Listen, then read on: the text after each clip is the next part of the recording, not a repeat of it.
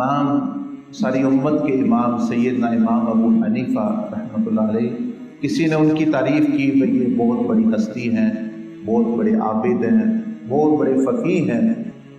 تو آپ رونا شروع ہو گئے، گریہ طاری ہو گئے۔ تو وہ شخص جو ہے پریشان ہو گیا کہ میں نے تو ان کو خوش کرنے کے لیے، کیونکہ عام طور پر یہی ہوتا ہے کہ بندہ خوش ہوتا ہے جس کی تعریف کی جائے، چاہے وہ جھوٹی شوٹی بھی ہو، تو وہ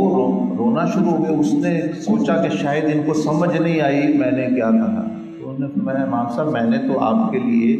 اچھے کلمات ہی کہے ہیں، تو میں معذرت خواہ ہوں اگر آپ کو غلط سمجھ آئی۔ آپ نے فرمایا نہیں،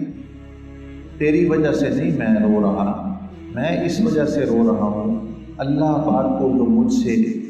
محبت اور جو کرم اللہ پاک کا مجھ پر ہے، وہ جو شان کریمی ہے اس پر رو رہا ہوں کہ تم میری تعریف اس لیے کر رہے ہو کہ اس نے ستاری کی چادر سے میرے عیب چھپائے ہوئے، وہ تمہارے سامنے میری خوبیاں بھی کر دی کہ یہ فقیہ ہیں، یہ فلاں ہیں، اور عیب میرے خود چھپا لیے، خوبیاں مخلوق کے سامنے کر دیں۔